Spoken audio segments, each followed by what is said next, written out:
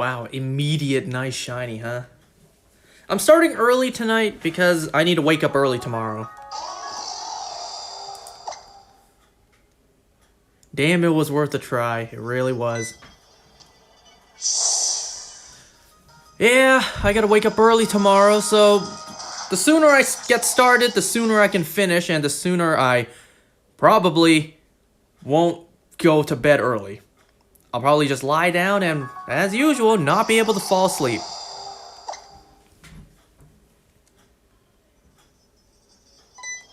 I gotta really pay attention for this one. Tornadus has a rough shiny to notice. I'm sure once it's here, I'll notice it. However, yeah.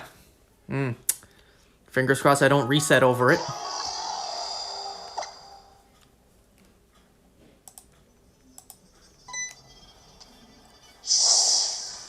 Okay, so we got 3 things to talk about today. I have another episode of Chainsaw Man that I have watched. And also, I didn't get a chance to talk about Sandman and Dead Boy Detectives last time because we were so rudely interrupted by Shiny Cresselia.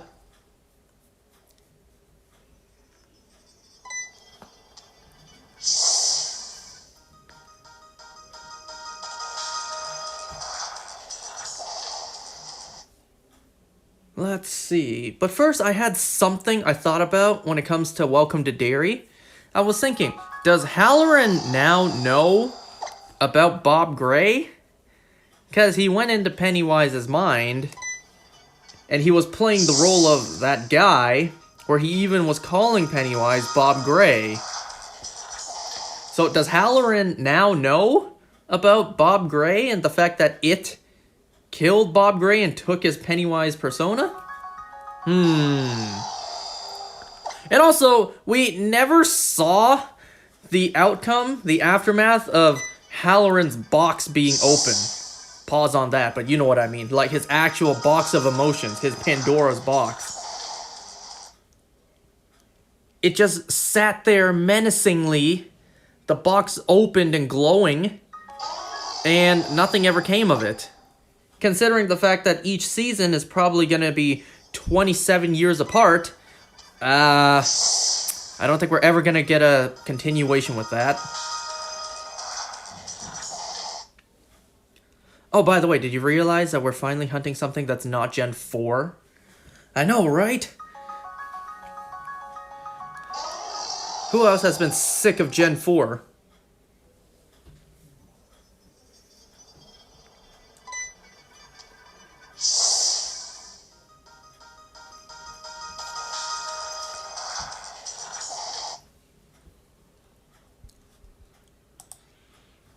I mean, Tornadus' shiny may suck, but it's noticeable at least, right?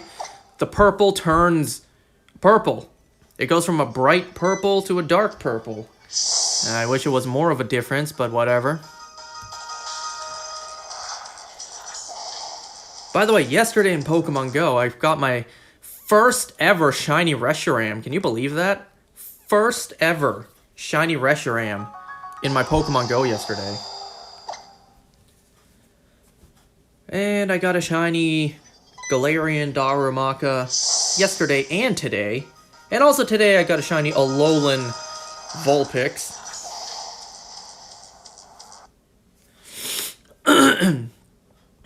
Let's see, my schedule for the next week is going to be packed with dinners, so expect the next coming week to be a little spotty. I think 23rd I have a dinner, 24th I have a dinner, 25th and 26th, well, that's Christmas and Boxing Day. 27th I'm going out with friends. I got nothing else planned. Oh, I think on January 2nd I have a dinner as well.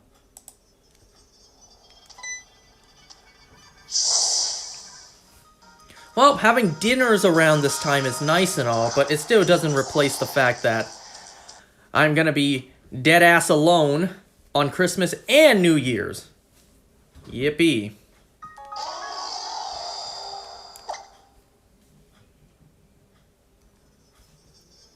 You know, the other night I went out with friends to dinner, pretty abruptly too. It was very last minute planned. We were talking, so on the 27th I'm going out to dinner and then I'm doing an escape room with some friends. And one of my friends is bringing his girlfriend along. Like, the two of them just got together, so congrats to them. I mentioned that. When the two of them did get together, I'm just like, hey, big congrats to them. And then I turned to my other friend who was with us at dinner, and I'm just like, hey, if he's bringing her to hang with us, why don't you ever bring your girlfriend to hang with us? And he's just like, I already get to see her very little, because she's, you know, down in the States for school, and I gotta share my time with her with you guys. I'm just like, man, I'm just offering. Like, I got no problem having her tag along whenever we hang out, kind of like with him. He's bringing her to come hang out with us doing the escape room. Like, I got no problems. I'm just saying. I'm just offering. And then my friend, he brought up the fact that out of all of the friends in our group, I was one of the ones that she remembered. I'm just like, really? I think I may have talked to her like twice in high school.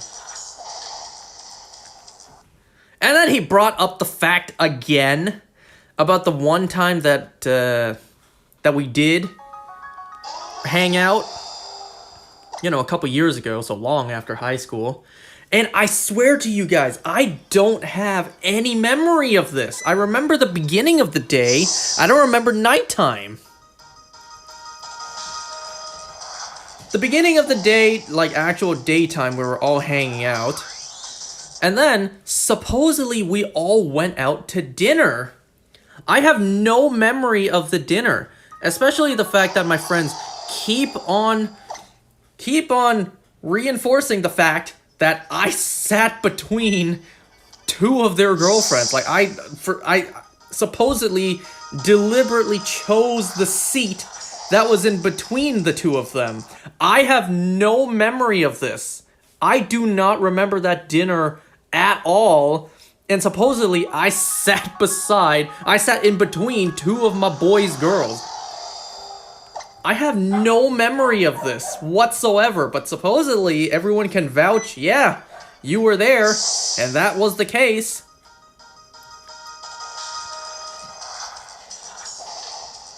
I have zero recollection. I do not have an ounce of memory of that dinner. I remember the daytime, hanging with them. I don't remember dinner whatsoever.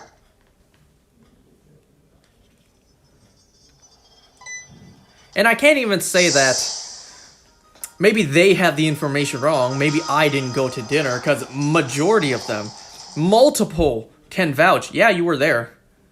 I don't remember that at all.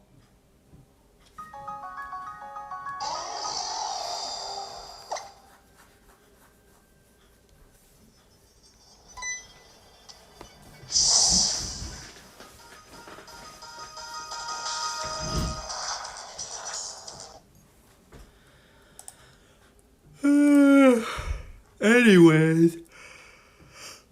I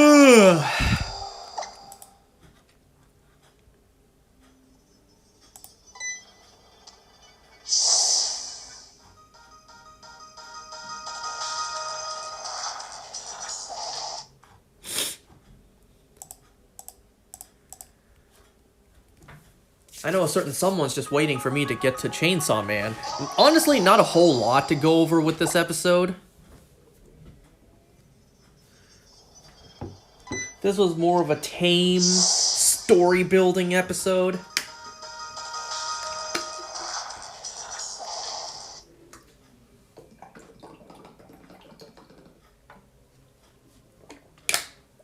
Damn, am I already halfway done with the season? You mean I'm halfway there to watching that movie? That infamous movie?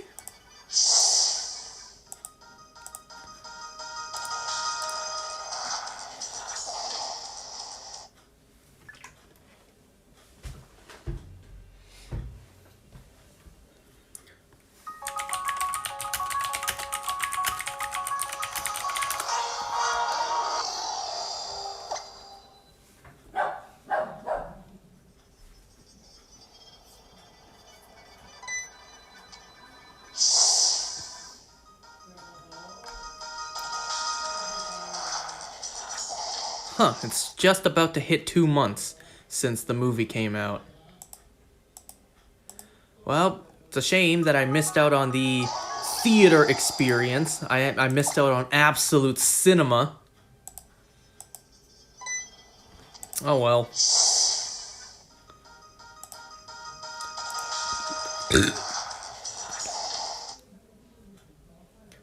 Alright, so you ready to talk about Chainsaw Man? We're done with Welcome to Derry.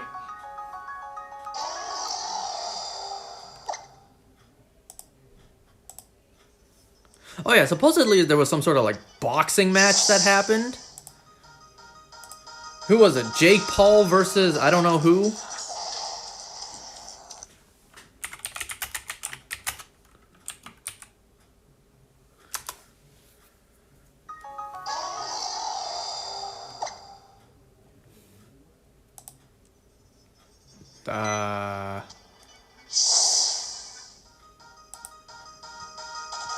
Anthony Joshua? Is that who? I don't watch boxing. I don't know.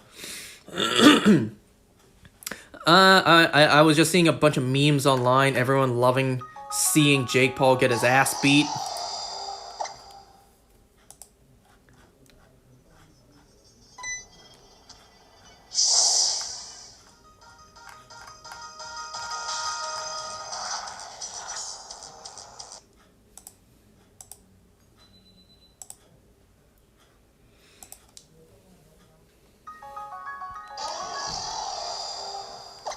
Alright, well, without further ado, you ready for Chainsaw Man?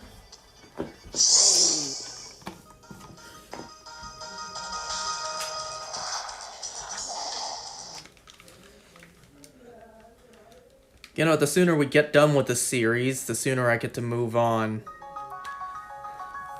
Finally, am I right? I get to actually play some games again. Persona 3 is coming. I swear. It's just whenever the shiny hunt decides to finish.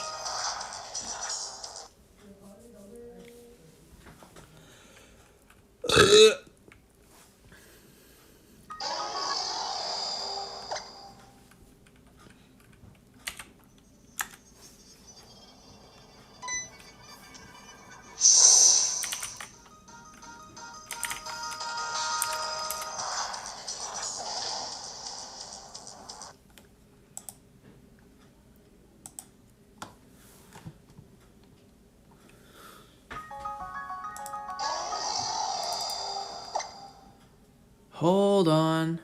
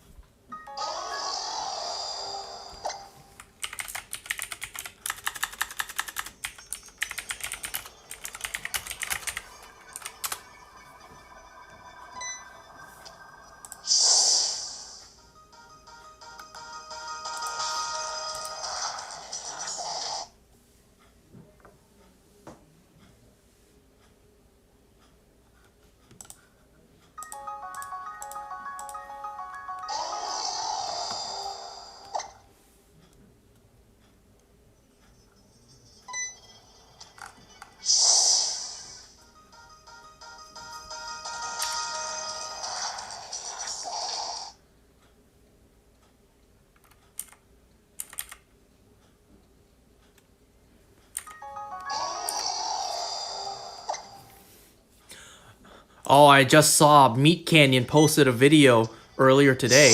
Pokemon card scalpers. Oh, I gotta watch that after.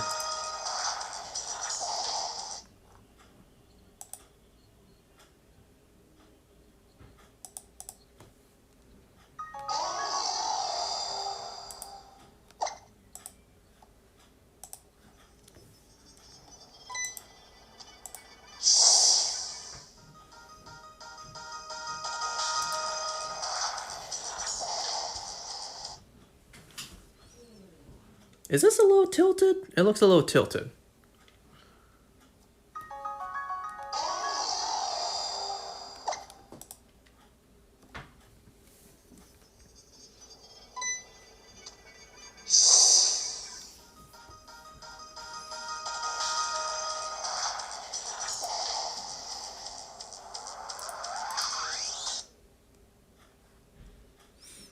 Okay, let's start off with Chainsaw Man. So, how did the episode open?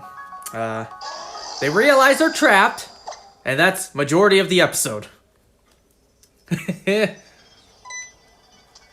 So they realize they're trapped on the 8th floor, so they do a couple of tests. They do a couple of tests to see if they're truly trapped on the same floor over and over. You know, Himeno tells Kobani to hold up 2 peace signs and keep still so that she can, what was it, go upstairs, and then if she, no, go up or downstairs, and then if she ends up on the same floor and sees the same thing, oh, they're screwed.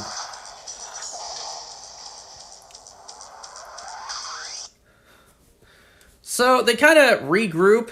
They go into, well, they search a little bit first. Hayakawa realizes that, hey, if we go into one of the hotel rooms and we look out the windows, it's just more hotel rooms. And if we, like, try to jump out of the window, then we end up in the room that's across. So, yeah, they're screwed. They're stuck. So they regroup. They gather inside one of the rooms, and then they just lay out all they know. So what do they know? They're stuck. Hayakawa does make the astute observation that every clock on every room, on every table, is stuck pointed at 8, what was it, 8:18? So the time is not moving. So any hope of anyone outside realizing they're gone and sending in a rescue, well, that's not happening because they are stuck in place. I hope I'm getting the rest of these characters right. Damn.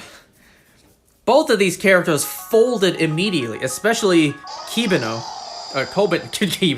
Kobani. You know, this girl was screaming so much, and I'm just like, shut up! What are you screaming about? You're trapped. There's not a monster right in front of you. Anyways, but you know, poor girl. She didn't really want this life. Her parents, they wanted to send her older brother to college because he was the gifted one. But they need money, so they made their daughter get a job. And according to Kobani, that job was either become a devil hunter or sex work. Neither is pretty good, but seems like one's better than the other.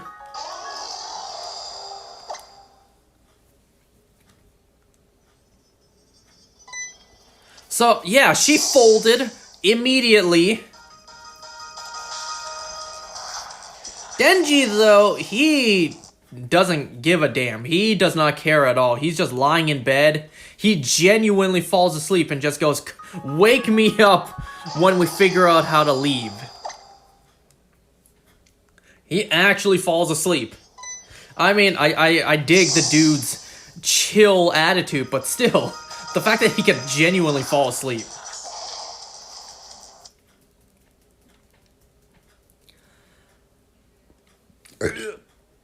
Anyways, when Denji gets woken up by Himeno, well, they realize in Denji's slumber, they learned that the electricity and water still work, so that's good.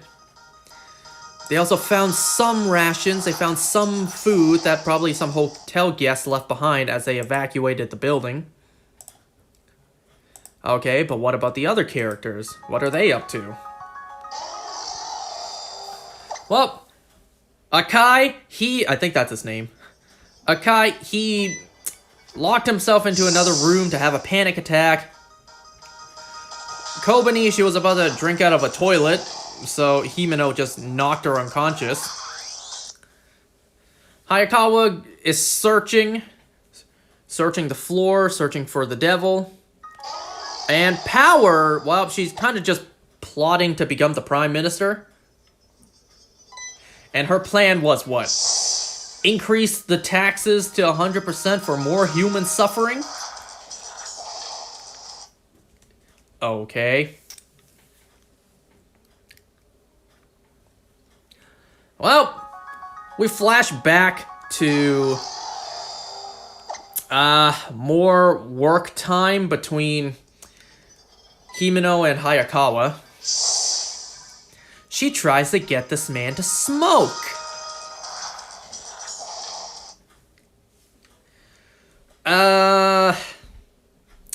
Yeah, I don't remember if I mentioned this in the last episode. I think I did.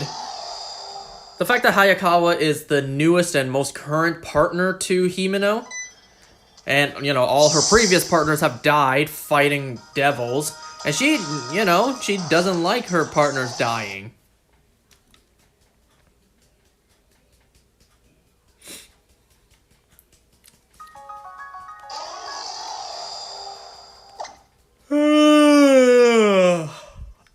What else happened?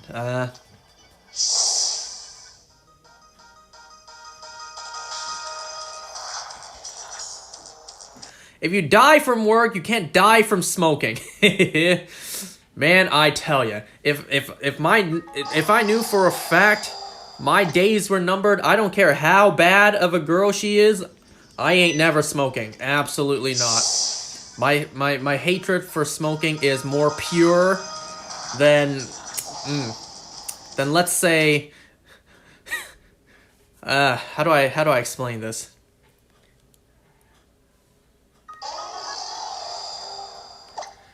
Regardless, you already know. I am firm against smoking. I would honestly rather take a bullet than ever take a lungful. I will never smoke. I absolutely hate it. End of discussion. Anyway, so we get this small little scene where Himeno gets slapped by one of her partner's girlfriends, and, you know, she just goes like, they can't take it out on the devil, and they can never get their partners back, so they take it out on her. But Hayakawa, ooh, he won't stand for this. I thought he was gonna go and confront her, but no. What he does is he just goes and puts a piece of gum on her clothes. And that made Himeno like Hayakawa even more. So they get along more. Alright. So they grab dinner together. And then she finally gets him to smoke. And he's just like, this will be the first and last cigarette I smoke. So that was a fucking lie.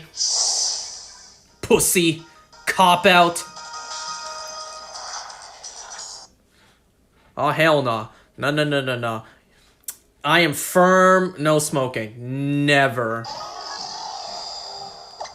Absolutely never. So anyways, after Hayakawa finished searching the floor, he comes back to the hotel room, very calm. Remember that, very calm. He asks Himeno if he has any more smokes, and she just says she has one last one. So he asks for it, and even Denji's just like, hey, that's indirect kissing. That's not fair.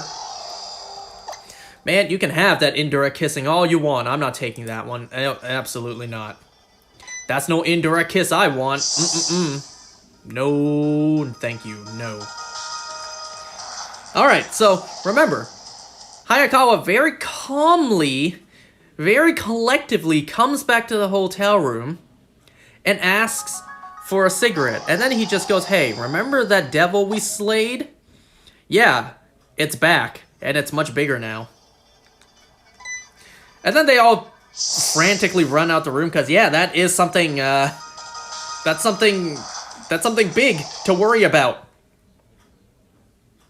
So then we meet the devil that trapped them here. And let's just jump forward ahead a little bit where we learn what this devil's identity even is. It's the Eternity Devil. I don't know why I kind of was thinking it's the Floor Devil. I don't know, man. A devil could be based on anything, apparently. Like a hotel floor, a building floor, like a floor devil. I don't freaking know, man. But fine, the Eternity Devil. The Eternity Devil offers these disgusting humans a contract. Feed Denji. Doesn't matter if the body's alive or dead. Feed Denji to him. And then the rest of you get to, you know, get to go free. How scared are people of floors? I don't know, they're liminal, they're high off the ground.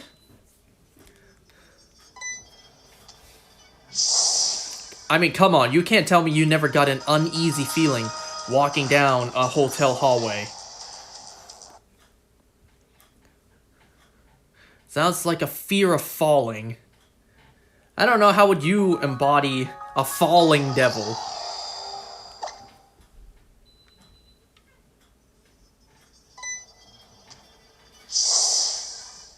Anyway, so yeah. The Eternity Devil offers them a contract. Oh, my 3DS is red. I gotta charge it. Feed Denji, borderline kill Denji, and the rest of you get to go. Denji brings up a good point. Hey, what's stopping the devil from, just killing the rest of you if I'm dead? So apparently, the way contracts worked, the deal has to be met on both sides. If one side honors the deal, the other side must, or else whoever does not honor dies. Okay. My, how convenient of that rule to exist in this world.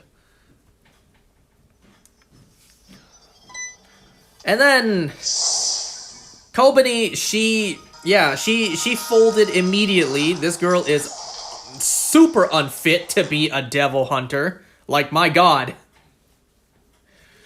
And for some reason, she has a knife? Like, where'd she get that from? But yeah, she has a knife and she charges towards Denji, but then everyone swiftly puts a stop to that. Damn, even Powder, she's just like, yes, kill him. Kill Denji so we can all go free. Wait till you see her pop off, huh?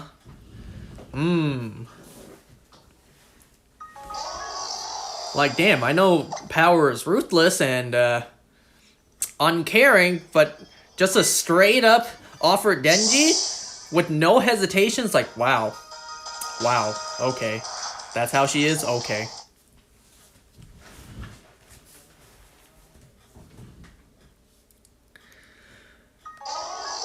But yeah, I'm glad they didn't put it to a vote, because that's where it seemed like it was kind of going. Hayakawa and Himeno are against killing Denji, but Kobani, Power, and Akai, I knew a guy with that last name once, the three of them are kind of for killing Denji.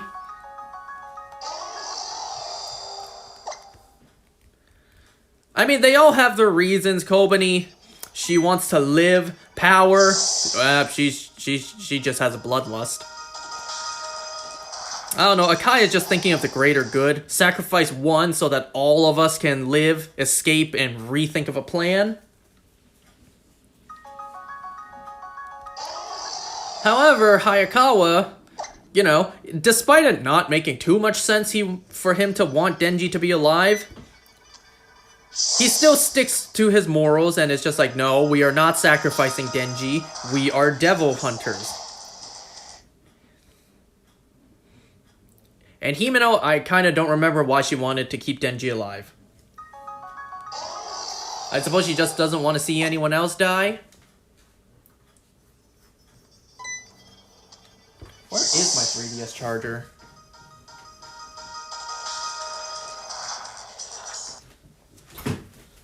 Ah, here it is. Ugh.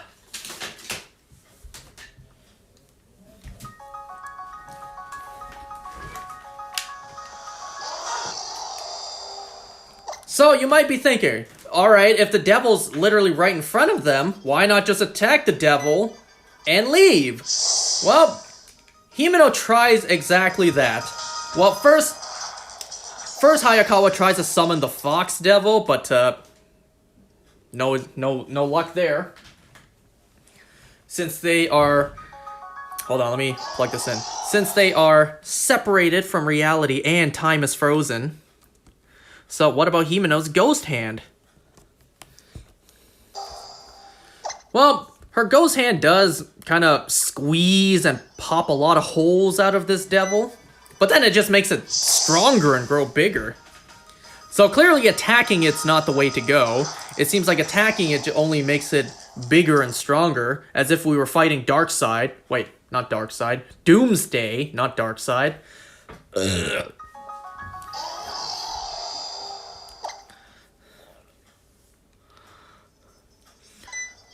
Okay, and even the devil itself reveals you can't win against me. This isn't even my real body. You can't get to my heart. My heart's not even on this floor. The only way out is to accept my contract. Okay, they're kind of screwed. So, what do our characters do? What kind of genius plan do they come up with? They kind of just sit around and wait? I mean, they kind of are cornered with no options, so they just sit around and wait and do nothing?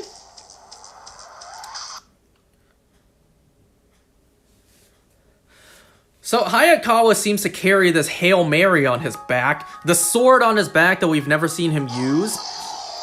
He even considers using his sword, but then Himeno's very much against it, saying something like, it'll take years off of his life every time he uses it. I don't think we got the backstory to that yet. So she is very much against it. It seems like Hayakawa's sword is a very last resort. So the options right now seem to be use the sword and shave off a couple years of Hayakawa's life, or sacrifice Denji.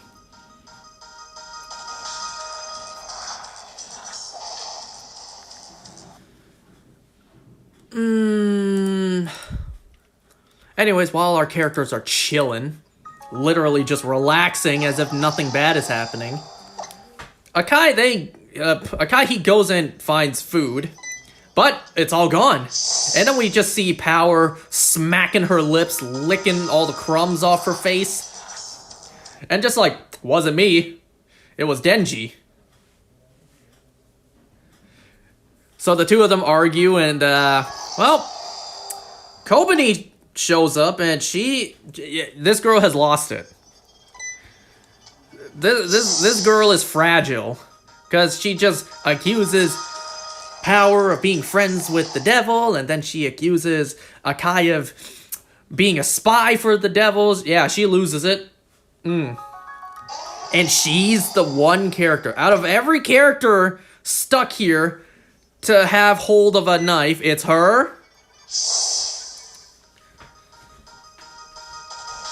They didn't even explain how she got a knife. She just has it. Did one of the hotel guests have a kitchen knife with them? I don't know. I guess. It's never explained. Alright, well, she charges at Akai and then he screams, so everyone runs towards them to see what's going on. And, well, the more fear, the more powerful the Eternity Devil grows. Pennywise.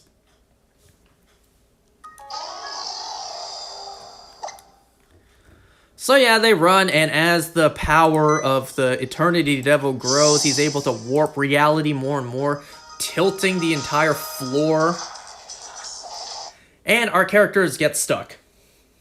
They get stuck at a hotel, an elevator shaft, where for a second I thought that I saw a glowing light that was the Eternity Devil's heart. Like if they attack that, then they're free to go.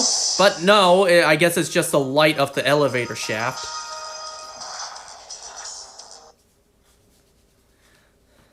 Okay, well, the argument of killing Denji or not killing Denji comes back up.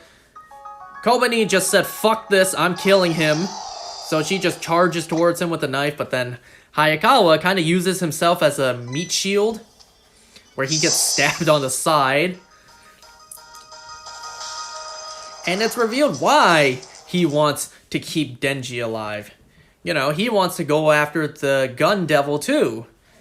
And Hayakawa's not strong enough to take down the Gun Devil all on his own. So he needs as many devil hunters as he can who are willing to hunt down the Gun Devil. Welp, Himeno sees another one of her partners bleeding and on the verge of death, and she breaks down as well. Denji's just like, alright, screw this, it's sacrifice time. And then he even asked Power, "Hey Power, you're the blood devil, aren't you? Can you stop Hayakawa from bleeding out?" Well, she can only control her own blood. Yeah, I call cap on that. Well, she at least puts her hands on Hayakawa's wound and tries. I'm just like, seriously? The blood devil and you can only control your own blood. Jeez, you need some pointers. You need to take some lessons. There are many fictional blood mages out there. Marie Moreau, Scarlet, Victoria Newman.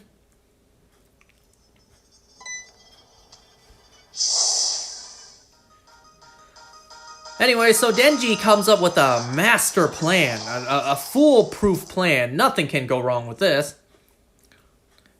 Denji was able to pick up the fact that this Eternity Devil is scared of his chainsaws. Otherwise, he would have just killed Denji himself and would not have just made everyone else try to kill him instead. So this thing grows stronger by fear and pain, yes? So if Denji lets himself get eaten, and he uses his chainsaws to slice up the devil from the inside, his plan is kinda, maybe I can hurt it so bad that it won't take the pain and it will decide to just kill itself, thus freeing us all. You know, any other scenario, I would think killing it from the inside out wouldn't be a bad idea, but doesn't this thing feed off of fear and pain? I thought that made this thing stronger. Whatever. If Denji's inside this thing, maybe he can find the heart and pierce it and stake it. Well, he takes a plunge and episode ends. It was a slow episode, but it wasn't bad.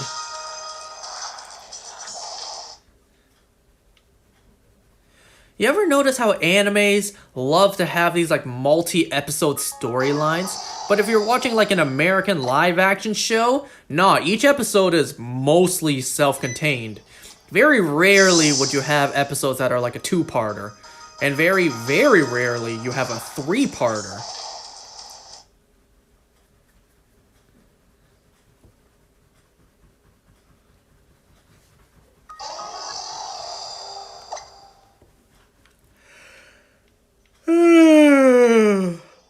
And of course, the end credits are different again. I swear, majority of the budget for the show goes to animating and singing the end credits. I swear, that's where majority of the budget goes for majority of animes. It's the music and the visuals to go with the music. I swear majority of the budget just goes toward those. Like, I bet you it costs more than the actual episode itself just making the ending. The end visuals and the music. Well, maybe not more, but almost like the entire budget of the episode.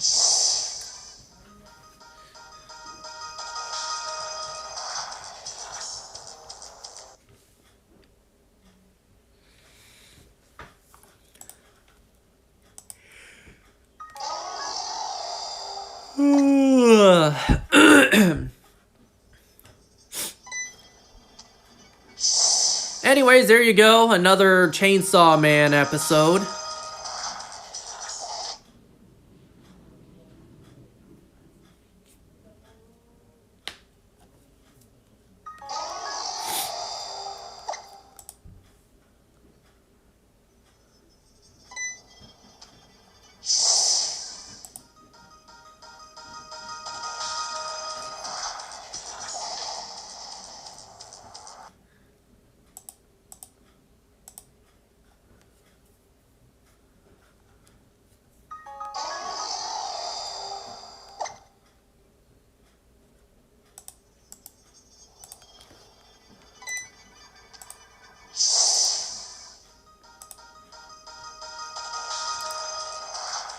Did I miss anything from this episode?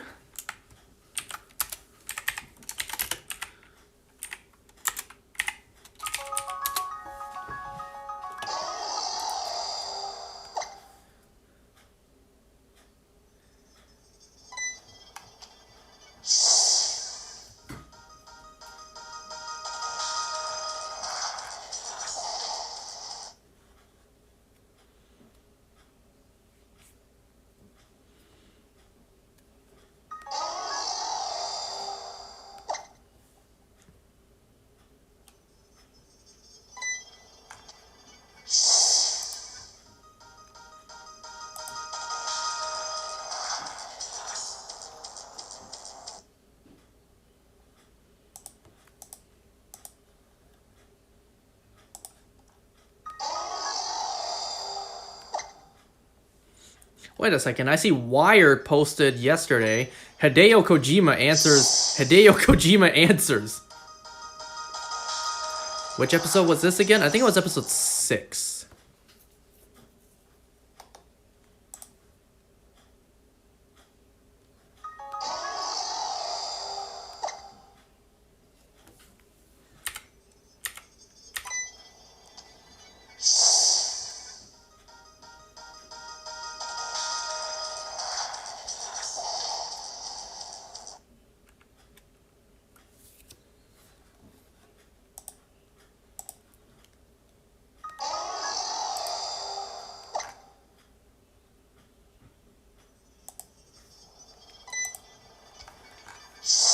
You're telling me the episode's not fresh in your mind from 3 years ago?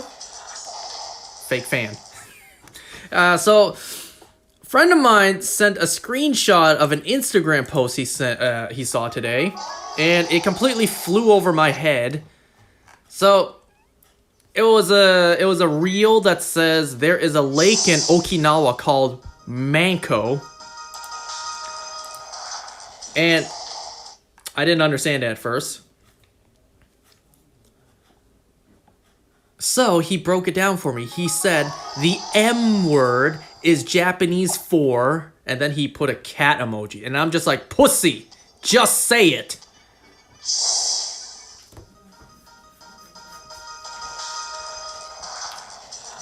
So supposedly there's a highway, or not a highway, there's a lake in Okinawa called Pussy Lake. I may need to plan a trip soon. Halfway there to the movie.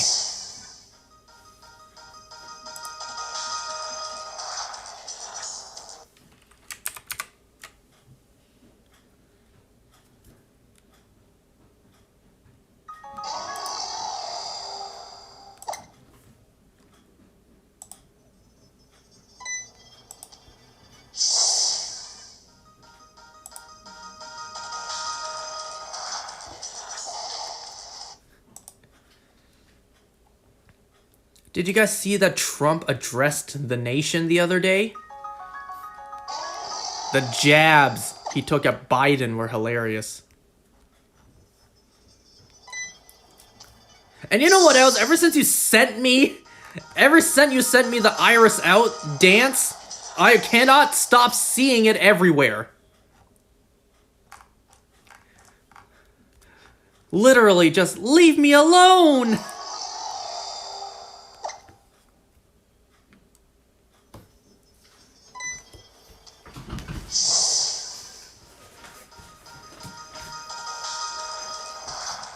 The most liked anime post on Twitter.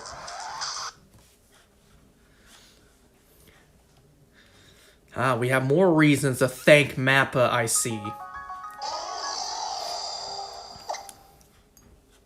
Will I ever get a girl that dances this well?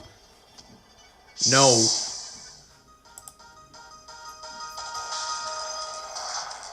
Will I ever dance this well? Hell no. You will gouge your eyes out if you ever see me dance. Let's face it. Everyone will flee the dance floor. I can't dance for life. I wish I could. I cannot. No, thank you. God forbid a girl ever Drags me out to the dance floor because I'll be single in a heartbeat after she sees what I do.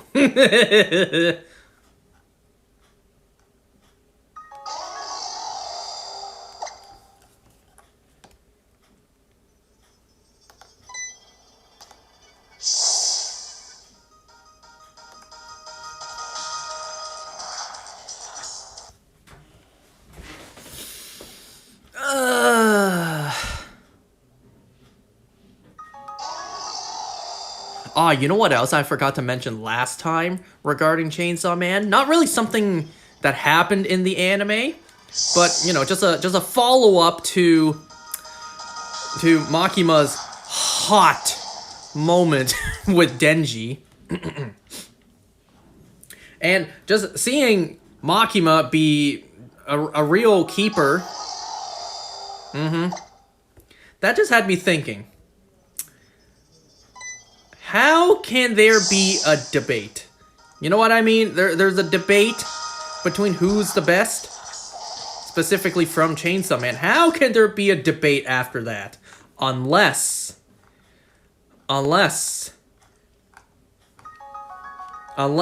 it is true competition. You know what I'm saying? Unless the other side is very compelling. The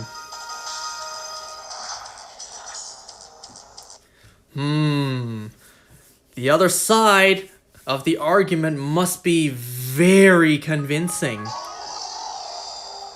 There must be some good stuff to argue over. If it's gotta be on par, or even in the eyes of the other side's arguments, surpasses Makima. I will just have to see for myself just how good this other argument is.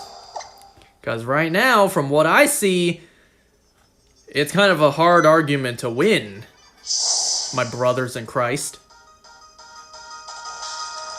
It's not even a debate once you finish the part 1. Wait, part 1?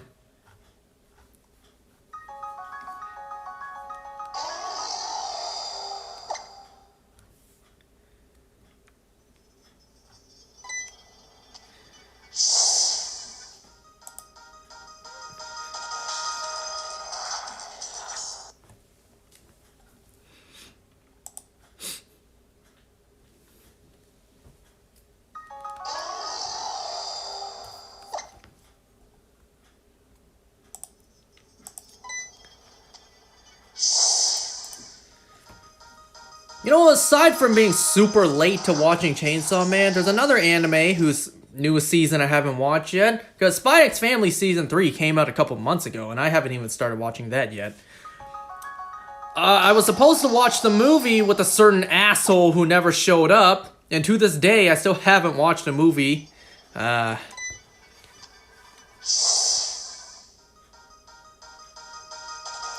Supposedly some sort of great shipping moment happened in Season 3, and I'm missing it!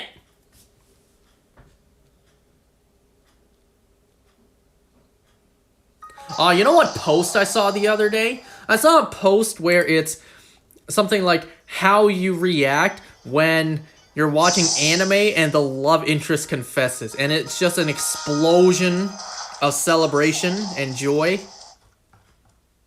I don't know what it is, but yeah, that actually is the case.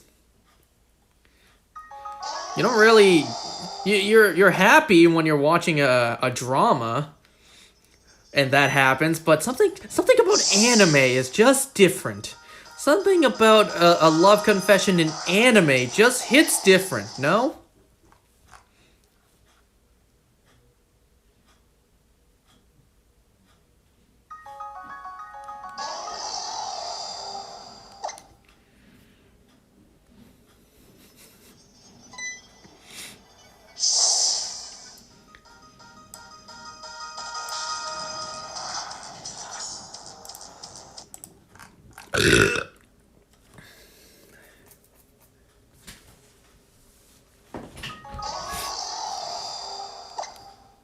Can you guys believe Christmas is not even a week away? It's 4 days away. Today's the 21st.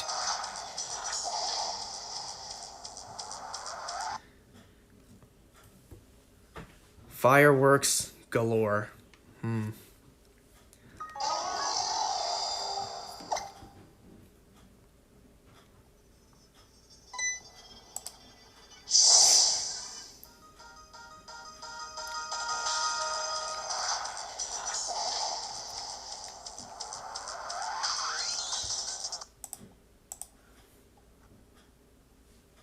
Oh, sorry. Did I burp right as you were here? My bad.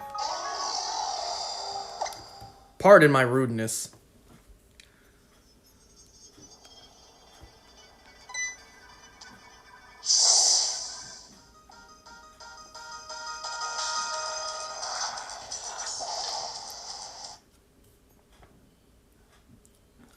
Anyways, anything else I missed with Chainsaw Man, or shall I move on to the shows nobody cares about me discussing?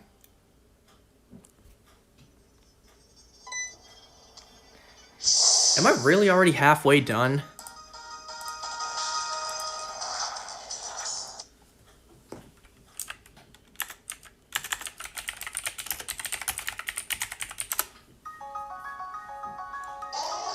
What show was I discussing? I was discussing Chainsaw Man, which I didn't realize I was already 3 years late to watching.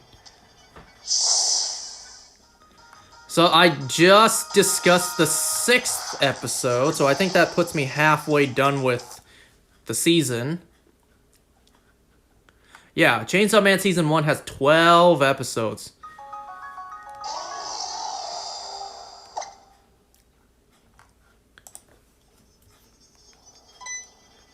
You don't know what Chainsaw Man is? It's an anime. It was really popular 3 years ago when it came out, and clearly I missed the hype train. Man with a chainsaw for a head.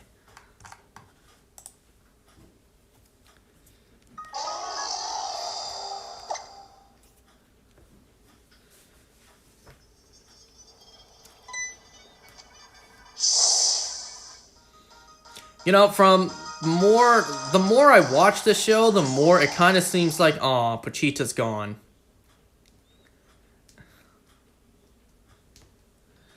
I swear, watch there be some sort of dream sequence in the final episode where Pochita returns, but in Denji's dream.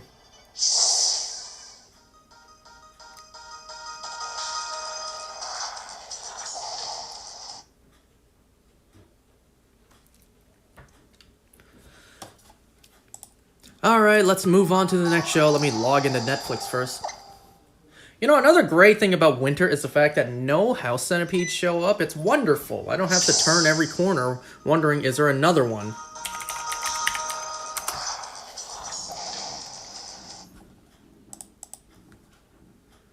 And like I said last time, maybe I'm just getting old, but this winter feels exceptionally cold. Normally, I'm pretty good with handling the cold, but this time it's just like, ooh, why do I feel so cold? Why do I feel like I should put something on? Put on an extra layer.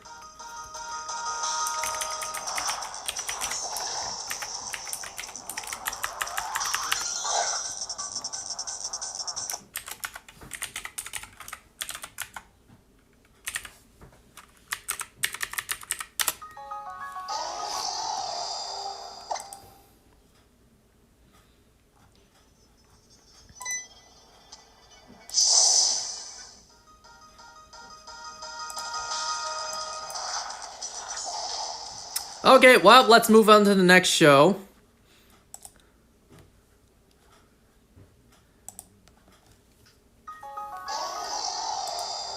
Now, I am going to butcher a lot of names when I go over this episode. So, The Sandman, Season 2, Episode 5. I briefly started this last time, but then Shiny Cresselia cut me off, so I'm just going to start from the beginning again. Well, after Dream kinda accidentally destroyed the strip club, causing the death of Wanda, and also making Delirium hate him, as well as Desire, well, Dream just goes back to his realm. you know, he has a small talk with Lucienne, and then she questions, like, why didn't you just ask your brother? You know? Or rather, when you find your brother, why not just ask him why he left? So supposedly, Dream thinks that Desire did try to tell him why he wanted to leave, why he wanted no part of being the Endless anymore. But Dream, when he was younger, just didn't listen or didn't realize. So we flash back to 1675 in Arundel House, London, England, where both Dream and Destruction discover that humans are cutting up apes, trying to do some Five Nights at Freddy's soul shenanigan, imbuing souls or powering up whatever weapons. And Destruction, well, he's seen this before.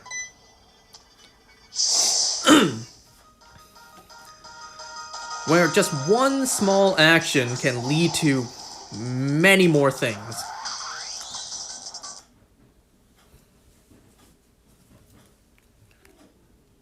Anyway, so basically, Destruction, kind of like being Heimerdinger, has foreseen small ideas like this blossom and turn into very destructive results. And Destruction, well, he doesn't want to be responsible.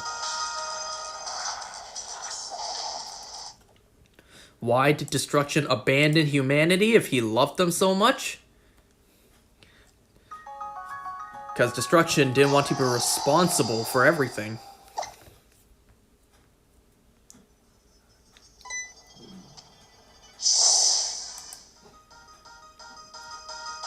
Well, before continuing with searching for his brother Destruction, and also potentially making things right with Delirium. Why is this tilted again?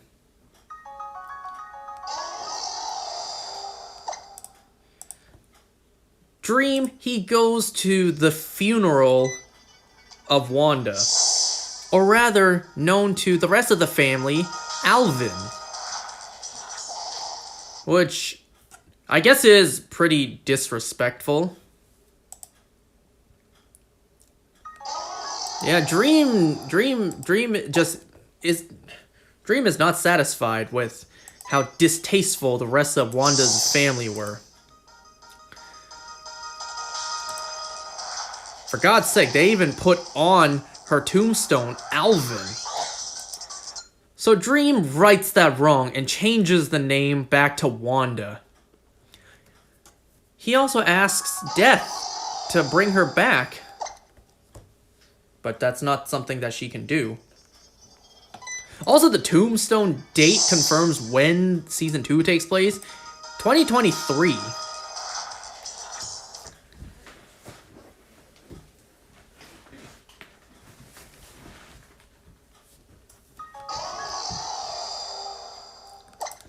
Well, after a little talk, Death convinces Dream to go to Delirium's realm and talk to Delirium. Maybe apologize to her as well.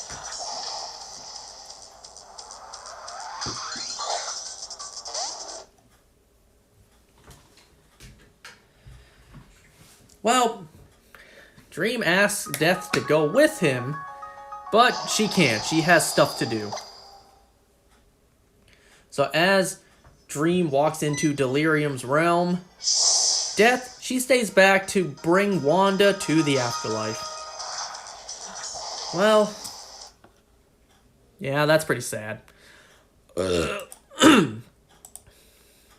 Dream entering Delirium's realm, he ends up in a subway train?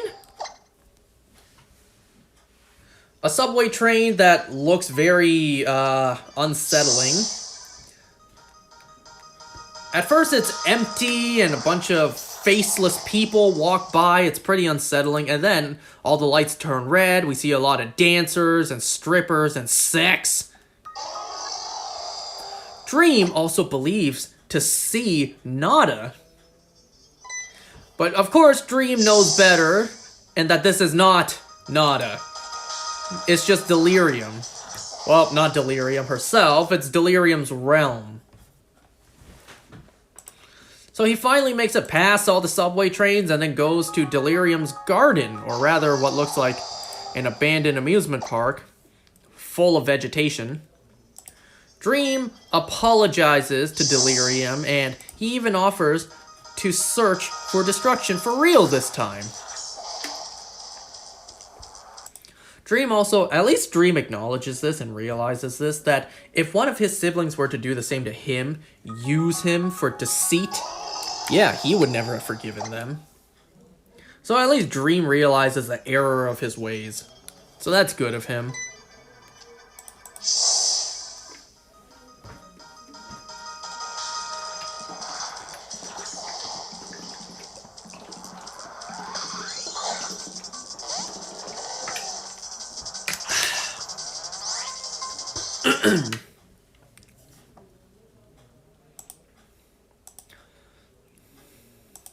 So instead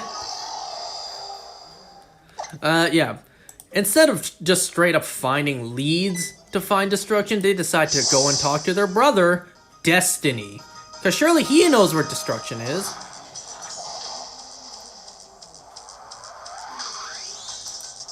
So they approach Destiny, where Dream is even like, well, sometimes not getting an answer from him is as much an answer. Because, you know, Destiny, he can't exactly just answer at all times. So sometimes if he just answers with a non-answer, then that's kind of like a confirmation.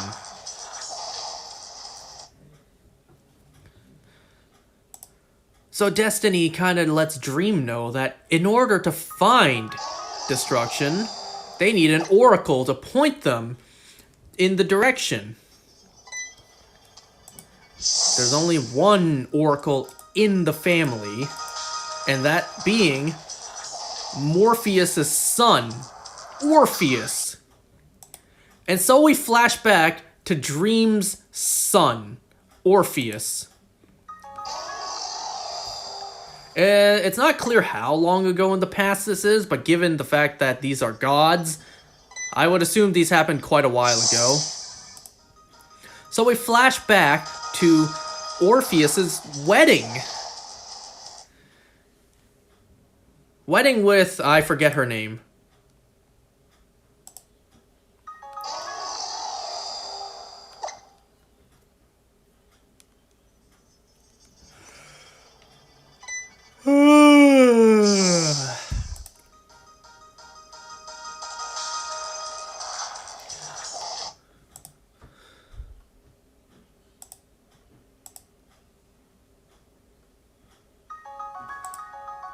Eurydice, that's right, that's her name, Eurydice. So we flash back to the wedding between Orpheus and Eurydice. All of the Endless attend their nephew's wedding, but some of them, they're a little more ominous with their presence. All of the Endless wish their nephew good blessings, but not Desire, why did I say Desire? But Destiny's just like, I know what comes. I know what must be. And then during the night of the ceremony, all of the siblings have left. All of the Endless have left because they claim to have things to do. But Dream... No, why do I keep saying the wrong names? But Death stays because she also has things to do. So kind of like what I mentioned earlier, Eurydice wants to dance with Orpheus, but he kind of refuses because he sucks. So Eurydice, she kind of proposes that the two of them, they go out and they, do some other stuff out in the field, in private. But almost immediately, Eurydice gets caught, or gets bitten by a snake, and she dies on the spot. And that is why Death stays. So that's tragic. Literally the night of your wedding day, your bride dies. I mean, obviously, Orpheus is destroyed by this. He is heartbroken. But then he realizes, wait a second, she is still alive. In Hades, in the underworld. and he plans to go there. Why did I say Hades? No. Eurydice is still alive, just in the underworld, where it's ruled by King Hades and Queen Persephone. Christ, I messed that name up so badly.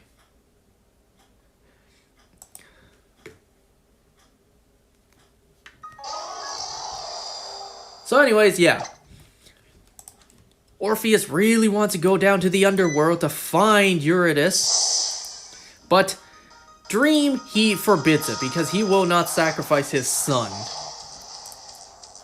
Because more than likely, King Hades, he will ask for Orpheus to be in place of Eurydice. And Dream will not make that trade. And Orpheus being young as gods can go, and reckless, he kind of just says the wrong things, all the wrong things, and he's just like, Father, if you won't do this for me, then I am no longer your son. And, well, Morpheus, he kind of takes that seriously. So as Orpheus is about to kill himself by jumping off of a ledge, despite the fact that he cannot die, well, destruction actually stops him.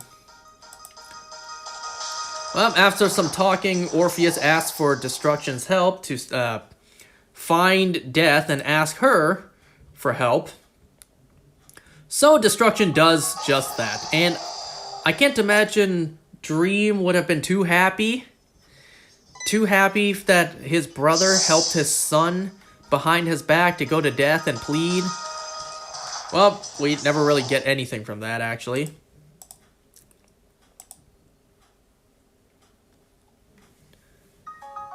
So anyways, Orpheus goes to Death's domain, which is actually very nice looking. It looks like just a house.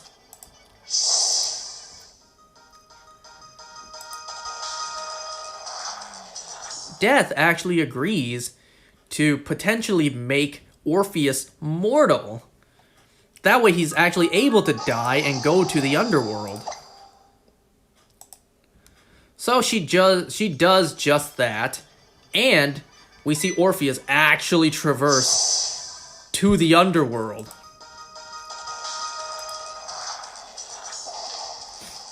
And then we actually do see Hades and Persephone. I can't pronounce that name.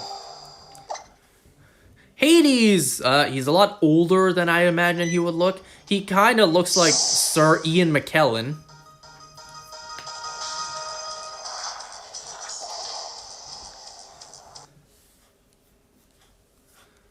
Anyway, so yeah, Hades and Persephone are towering.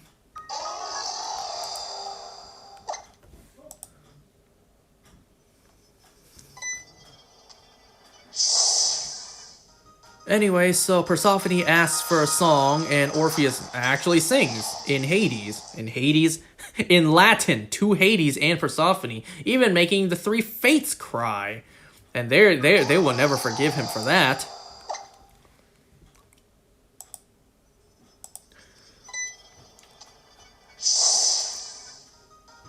Anyway, so Orpheus kind of just pleads, please just give me a chance to have her back, and so they agree. There is a path that will appear before you if you make it all the way to the end, to where the sunlight shines upon you, without ever turning back or searching for Eurydice. You can have her back again. So he will hear Eurydice cry out for him behind him, but he can never turn around. Otherwise, deals off. Oops. So Orpheus actually takes on the challenge. He's about to make it. He actually sees the light at the end of the tunnel, legitimately. But then the dumbass actually turns around and sees Eurydice. And so Eurydice gets pulled back to the underworld. Eurydice, my bad. Dumbass, you had one job and you literally did the one thing you weren't supposed to do.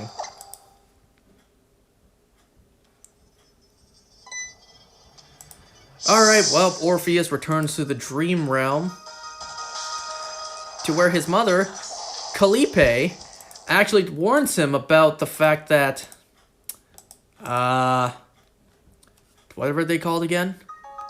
Yeah, the Sisters of the Frenzy. They are coming. Cult of the Dionysus. Orpheus, however, he actually wants them to rip him apart. And, ooh, when they do, it's actually pretty brutal. Seeing the Sisters of the Frenzy rip Orpheus apart. This is more brutal than literally anything I've seen in The Boys.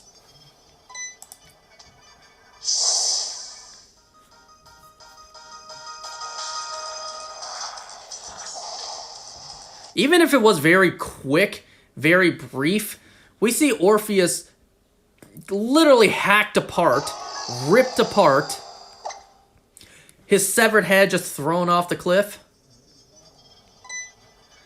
to where Morpheus finds it. But of course his severed head is still alive since he's a god, the son of a god.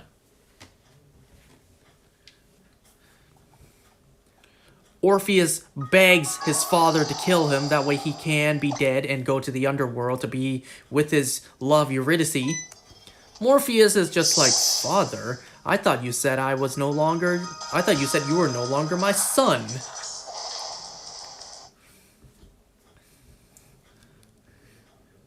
Anyway, so certain priests on the island will heal Orpheus. I don't know if they can, reattach his head, or if he'll just be a severed head forever. But yeah, Morpheus refuses to help his son, and also just kind of bids farewell to him. He will never see his son again. And, well, Morpheus now reflects on the events that played out. End of flashback.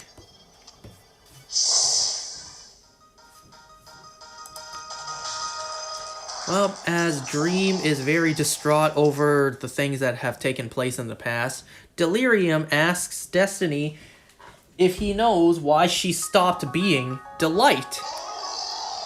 And even Destiny doesn't know. Turns out there can be some things that are not written in Destiny's book.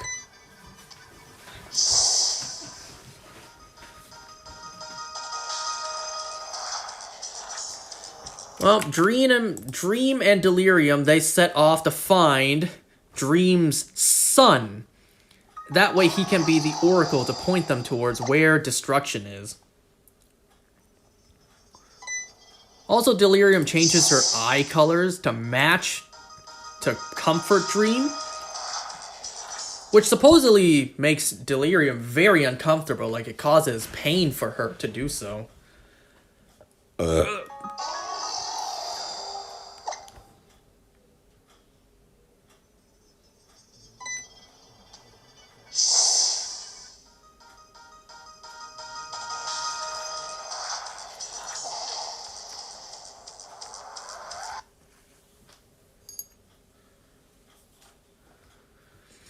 Anyways, that's pretty much it for the episode.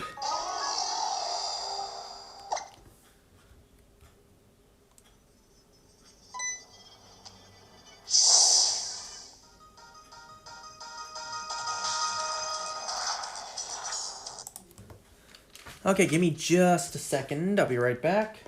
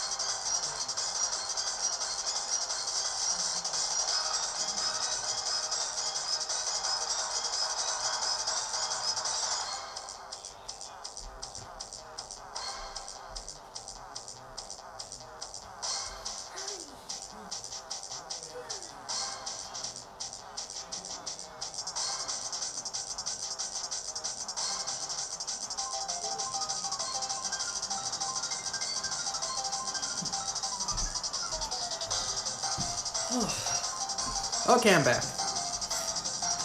I should probably close the door.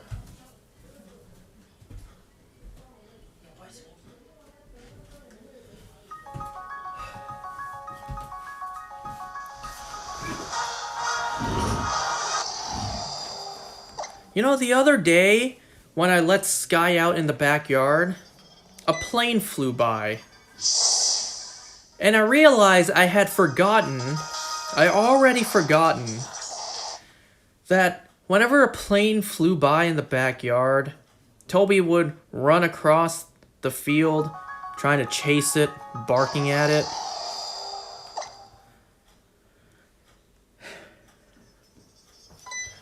You know, once it hits Christmas, that would mean it's already been a year since what almost became the worst Christmas ever. Or was it New Year's? No, I think it was Christmas. Because Christmas last year, we had relatives over for dinner. But I wasn't able to actually join the dinner.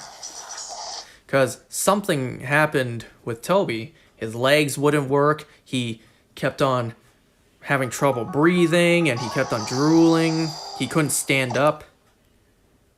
And so I had to stay with him the whole night.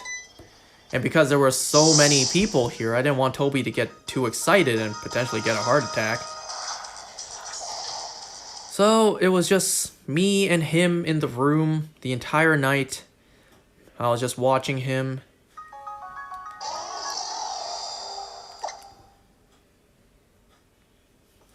That was a rough night. It was hard to, you know, watch him until he fell asleep. Because we carried him into my room so that he can sleep in my room, but he just kept on trying to get up and walk away.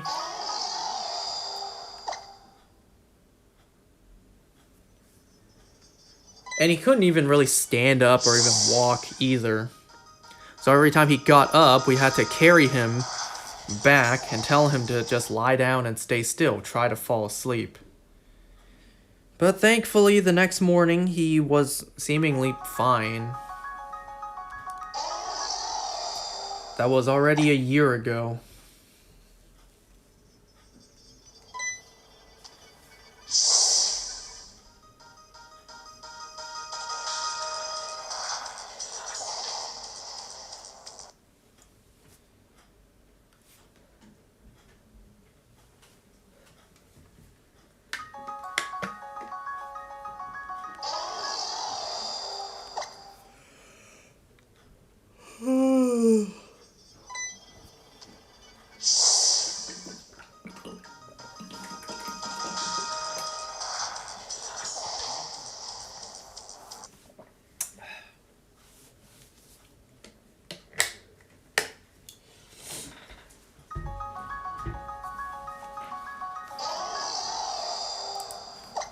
Alright, let's quickly talk about Dead Boy Detectives and then be done for tonight.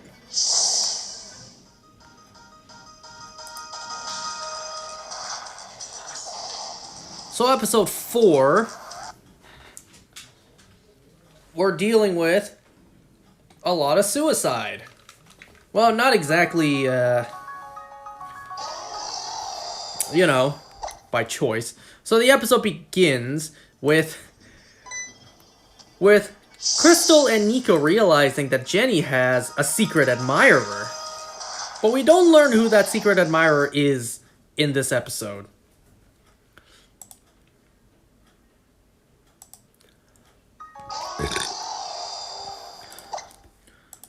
So while our characters are just chilling at their new residence, the ghost of this lighthouse keeper guy just barges in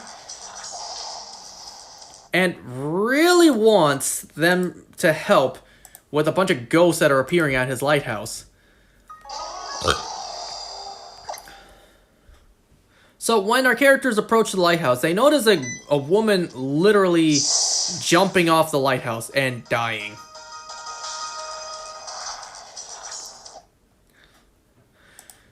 The girls try to report this to the police, but the police clearly don't believe. They also notice the 3 people who have leaped off and died. The ghosts of them are just sitting there. They're sitting there just kind of gazing off to the distance.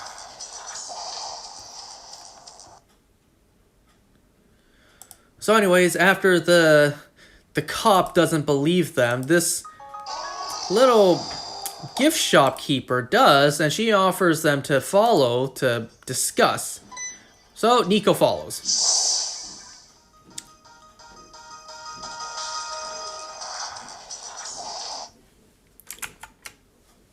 Damn, this thing just keeps on tilting. The Cat King also shows up and wants to talk to Edwin. Edwin hilariously guesses wrong how many cats there are.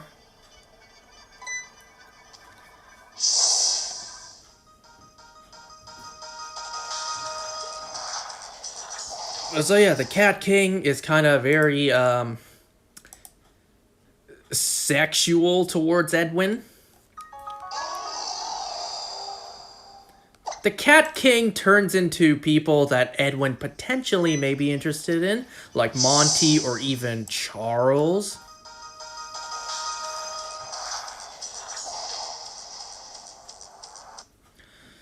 So, why exactly is Edwin so serious about these cases?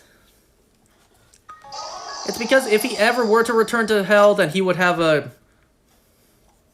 You know? He could have some leniency if he ever does return to hell. I mean, he considers it selfish, but honestly, who cares?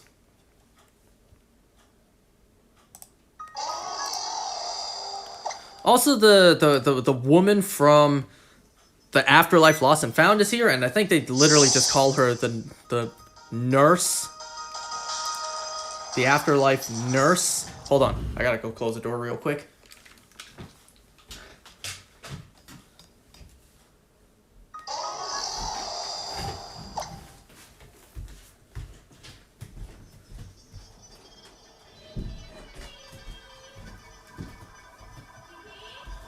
Okay.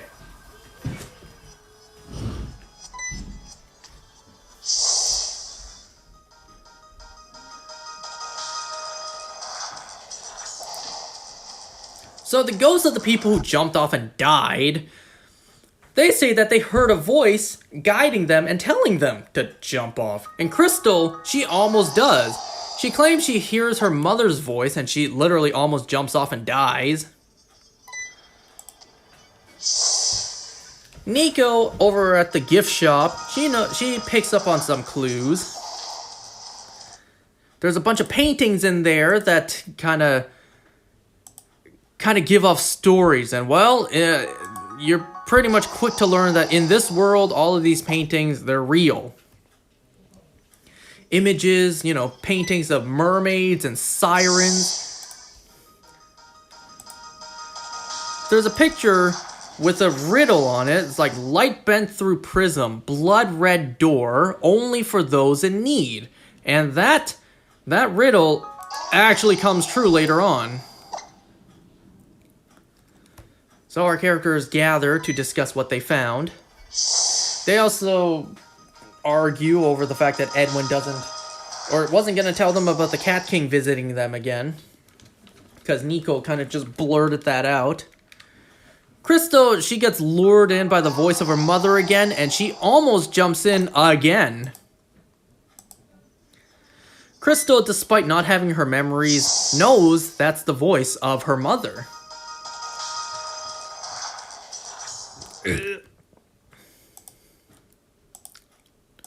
So while on the beach, Edwin goes and talks to Nico, and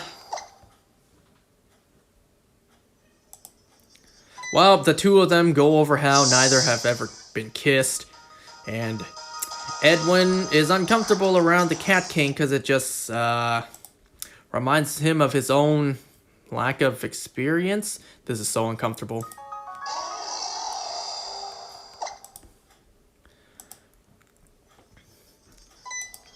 So, yeah, Nico has been collecting a bunch of glass, like beach glass, of different colors.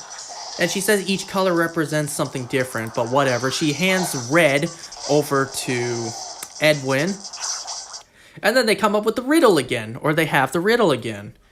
So the red glass, light bent through a red prism, blood red door, only for those in need. So Edwin points the red piece of glass at a certain angle where the light shines, and that literally transports them, I guess, to another plane of existence, where the washing lady really exists.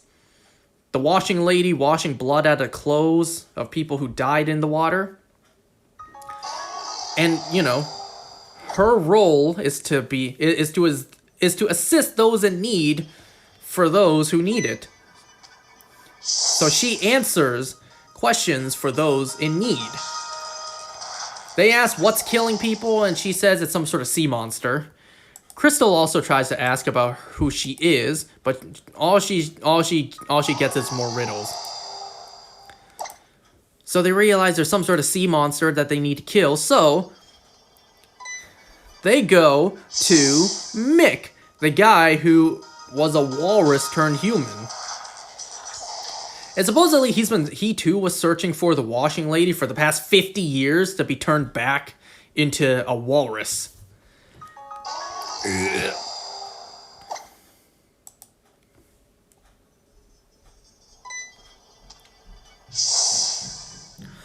We also see Jenny. She runs into the nurse attendant. Where the nurse, she almost uses the force and chokeholds Jenny to get information out of her. Because she claims that she's a family friend of Crystal, but that's a lie. Only to get close to where the boys are. Anyway, so Jenny answers, otherwise she was going to die. But then when the lady leaves, Jenny kind of seems to have forgotten everything. She has no memory. So anyways, Mick the walrus guy, he reveals that the sea monster Angie is kind of like a giant cuttlefish looking thing. So instead of killing it, they could simply put it to sleep and tire it out. So Charo suggests they use this lullaby orb trinket thing.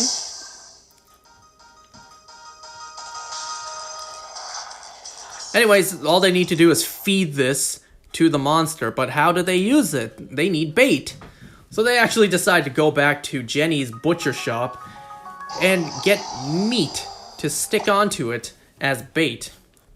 What's the closest to human meat? Probably pork. And, well, Monty shows up as well.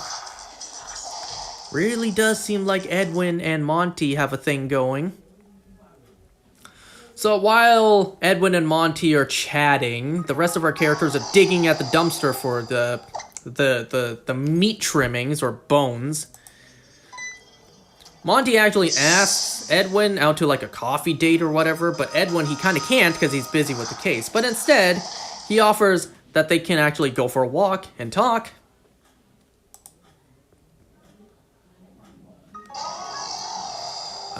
So, cool. They're trying to stick the bones and bait onto the lure, the trap, the lullaby thing to feed to Angie, the monster. But they're stopped because they see the lady who claims to be a family friend of Crystal's. But that was a lie.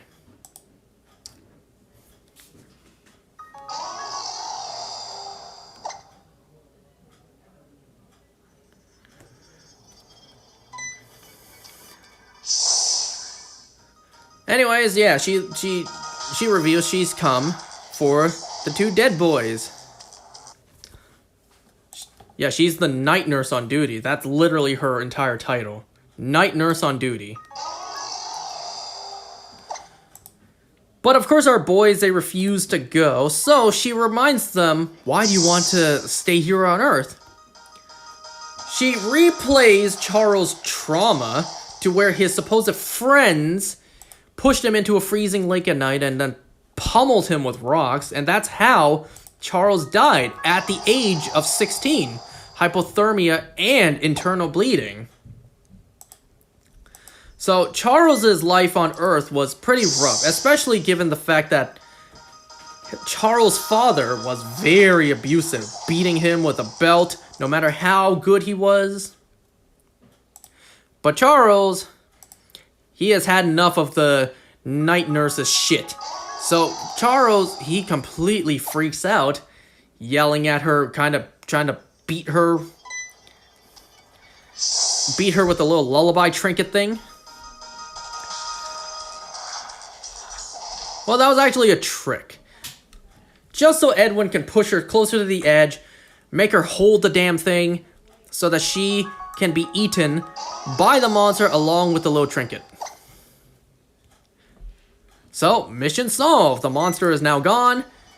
Yeah, but Charles, he finally breaks down over all that he's been carrying. All of it that he's been hiding behind a smile. Charles doesn't like being dead. He doesn't want to be dead. But he kind of can't go back on that. He also puts on a smile to keep the spirits high, because if not him, who else will? Edwin, the serious one?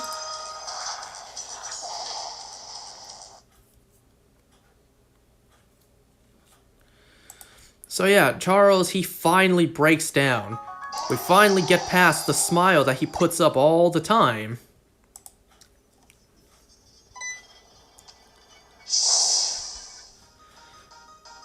Well, by morning, the case is closed. The lighthouse handler, yeah, he's happy and pays. We also see Mick on the shore trying his best to find the washing lady again. Well, our characters go back. Nico shares Scooby-Doo with Edwin, since, you know, he died long before Scooby-Doo was a thing. Nico also decides to finally read the letter sent by her mom. So that's what's happening in Nico's room. Over in Crystal's room, she and Charles finally kiss, even though Charles can't feel it, and then they supposedly do the dirty deed. Though I'm not too sure how that works between those two. Well, there you go. A very quick rundown of the episode. Great, now I'm just gonna watch videos for the rest of tonight.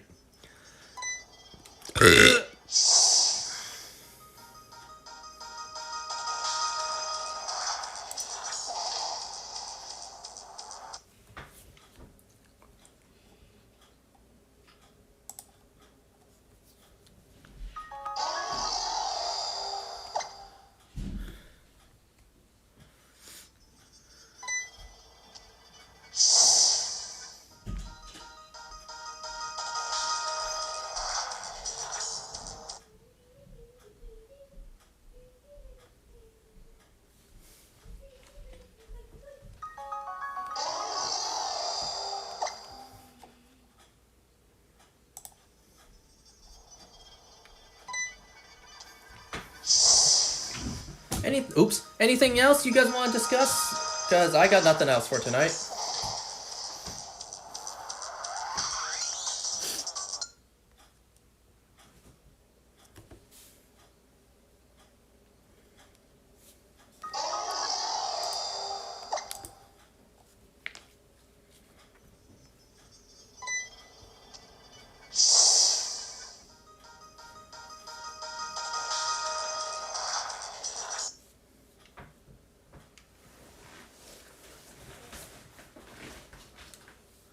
I really wish that while I do this, I could grind for survey points in my Legend ZA, but it's too much stimulation. I can't focus on two things at once.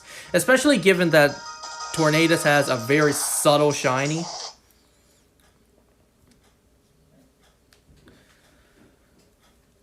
Oh, it's so much points to grind for. It's so much.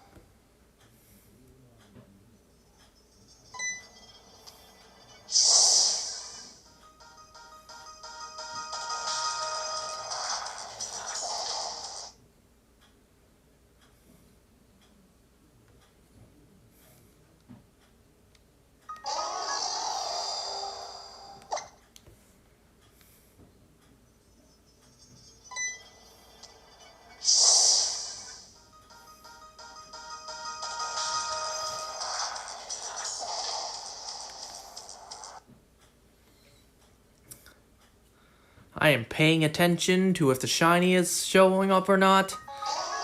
I really don't want to reset over it.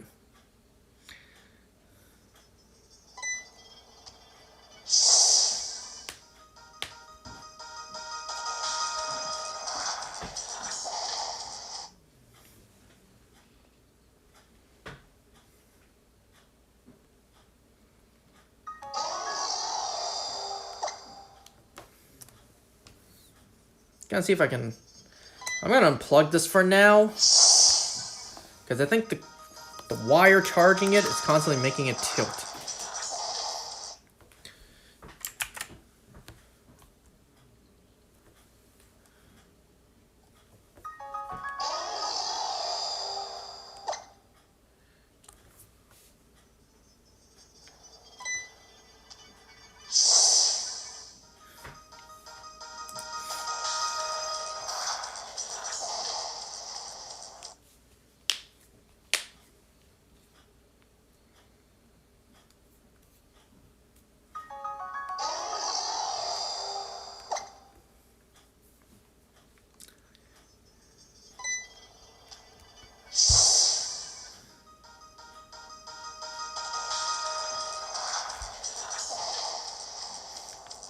One day?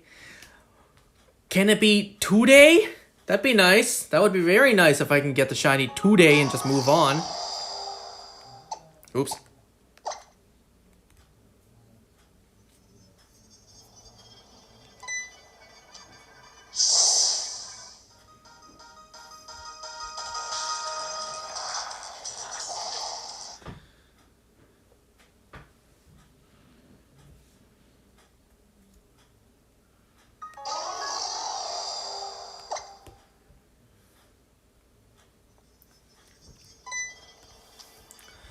Well, let's see. Clearly I'm gonna finish earlier tonight. I am going to try my best to go to sleep. I need to wake up early tomorrow.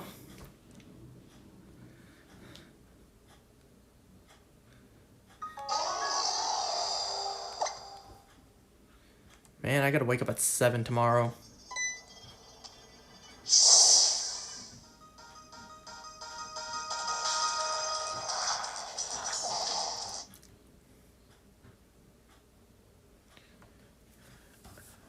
You know, I don't know why it's so hard to fix a sleep schedule.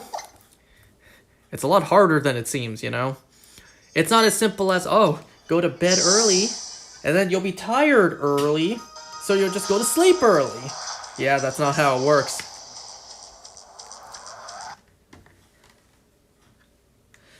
Ever try to take some melatonin? I don't want to purposely take something to fall asleep, otherwise I'll be dependent on it.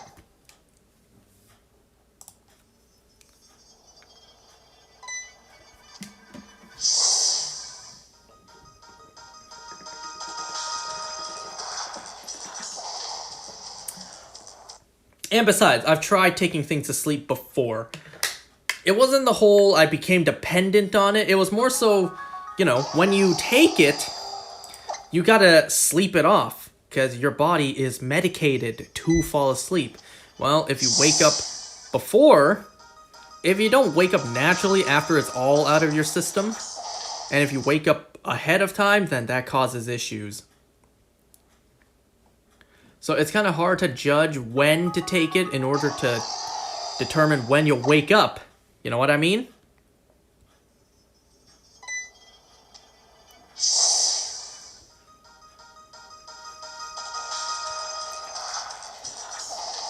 Like, I could take it at, say, 11 p.m., but that won't guarantee I'll wake up at 7 a.m.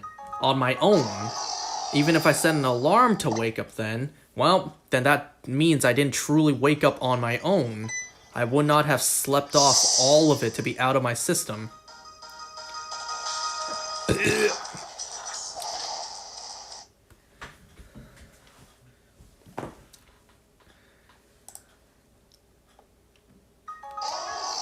You ever think, or even wonder why our world works the way it does? Why society runs the way it does? Like, why does everything in society have to run early? You know? Like, take for example school. Why does school for kids have to start at like 8 a.m., 9 a.m.? And I'm talking start. That means you have to wake up at maybe 6:30, 7. Like, if we want our kids to grow up well, wouldn't we want them to get a full night's sleep? So why not have school start around noon? Yes, that would mean classes end later, but that also means they start later as well.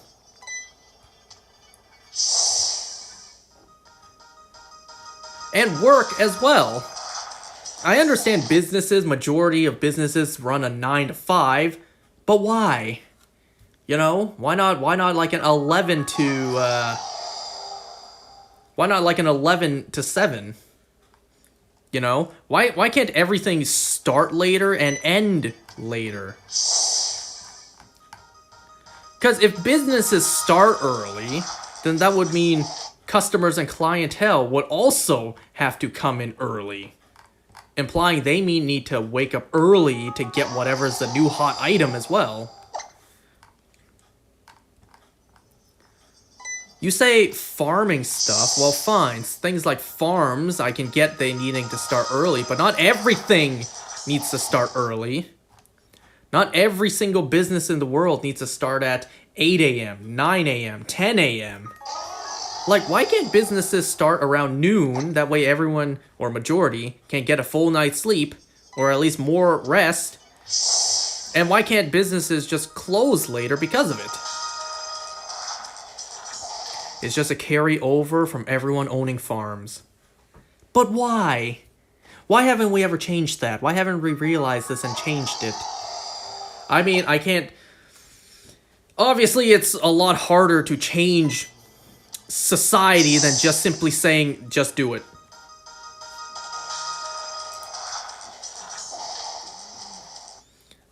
But wouldn't that work? I'm sure upon execution it wouldn't work as cleanly as I think, but on paper, wouldn't you think that would just work? If everything just started later and ended later, people would just get more sleep.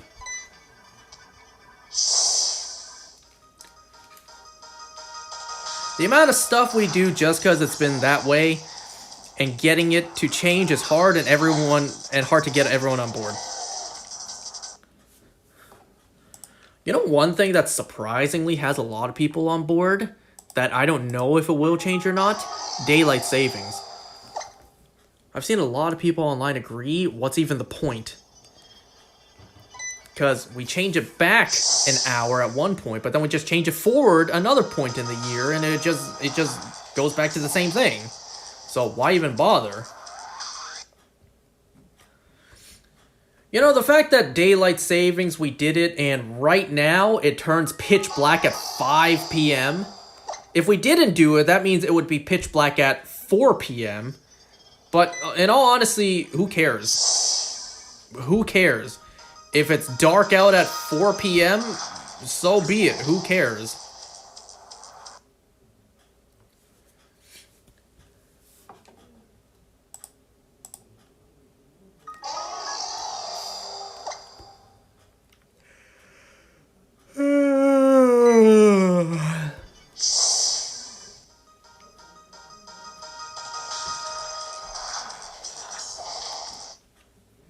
But yeah, don't you guys think the way society works is flawed, but we just roll with it just because, well, it's the one system we have and it's the only system we have?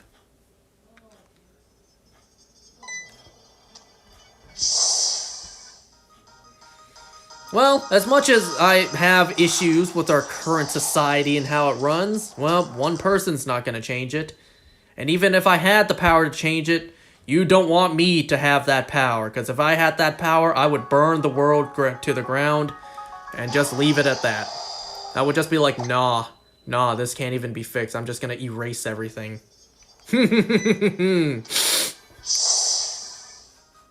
Oh, you thought I was joking?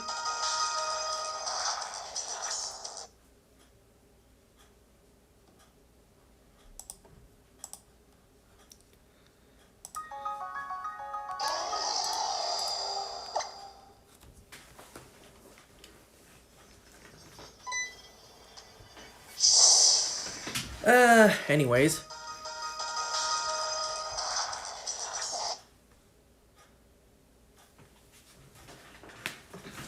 Oh, you want to know something else I thought about? Something I actually never thought about before. So, all of my fellow Canadian fellas out there, or really anywhere in the world that snows. So, when we got our first snowfall this year, I didn't really think about it until seeing it this year, and it made me think. You know how whenever we get snow, there's a lot of snow on the ground, there's snow on the road. We see these trucks that drive, whose sole purpose is just to shovel the snow off of the road so that cars can drive on them. That got me thinking, how does employment work with those?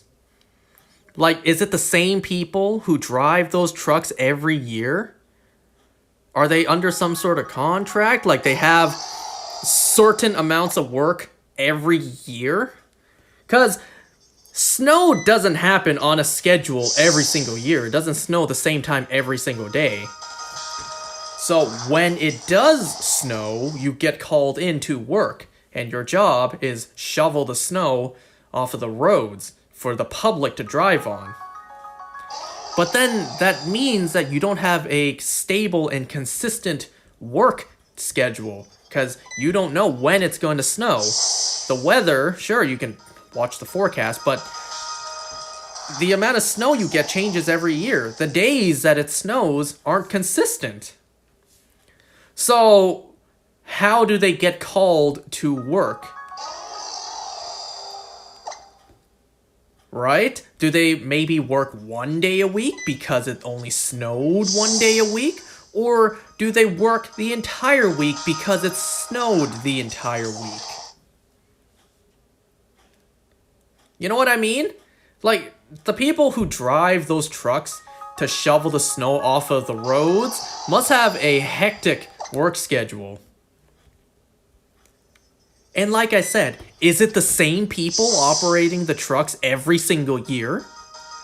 Or do they have to hire new people every year? Just because, like I said, it's inconsistent when it snows. So is it like a seasonal job that someone takes up? Or do they sign a contract, okay, I will do this for the next 3 years, but the amount of days that I actually work is unclear because we don't know when it's going to snow. Anyone ever thought about that?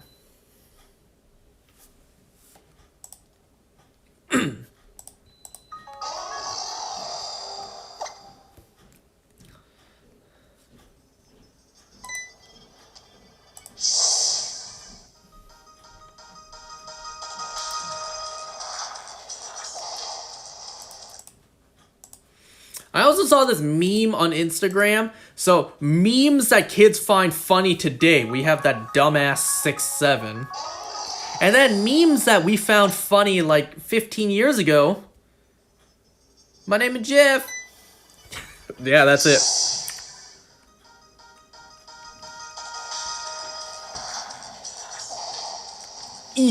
You're right.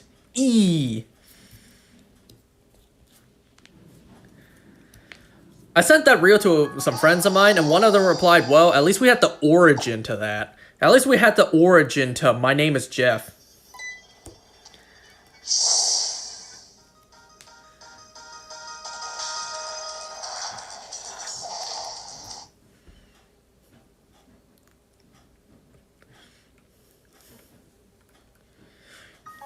You know, there are certain internet memes that I loved for the time, but I'm so sad that, well, they were so long ago. They're dead. The memes are dead.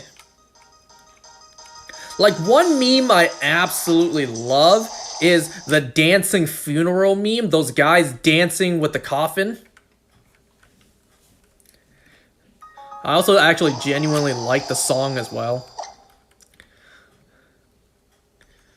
Yo. I've said this for years. I would love if those guys did that for my funeral.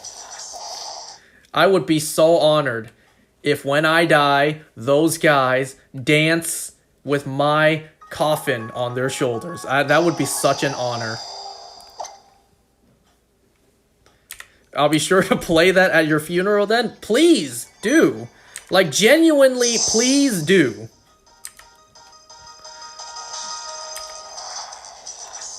I will be very happy in hell knowing that all of my families and friends are, you know, doing the dance to that song as they grieve for me.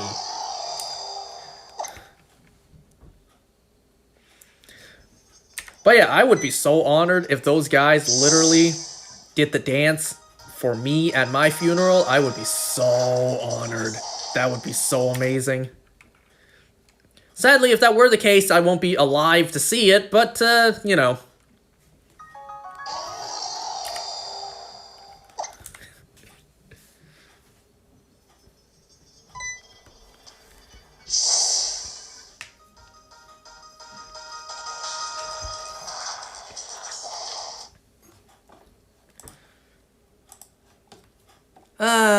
Well, I'm about to end for tonight. Couple more minutes.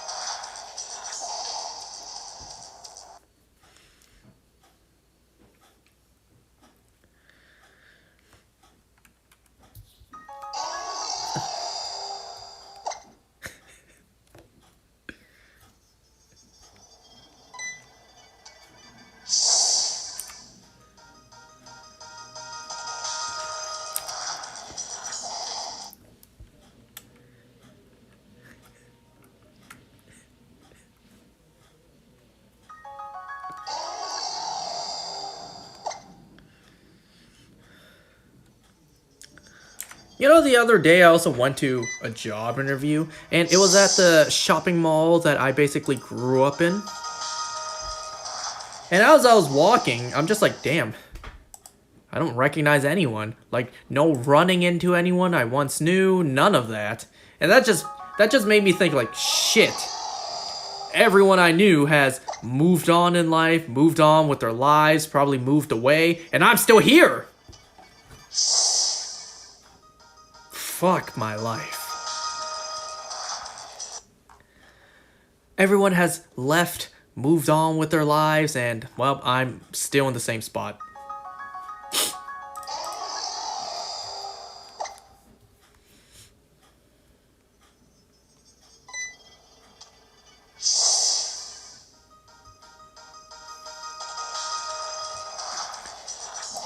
People are still around? Well, not to the point where I actually see them and run into them, and I doubt if I did, they would recognize me. And it's not even people from high school, too. What about people from elementary, right? I don't run into them at all anymore. They all moved on with their lives.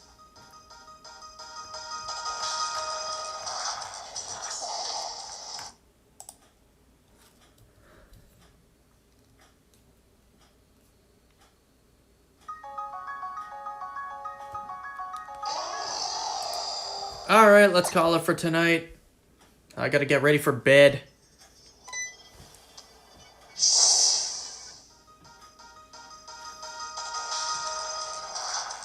No shiny tonight. See you guys next time.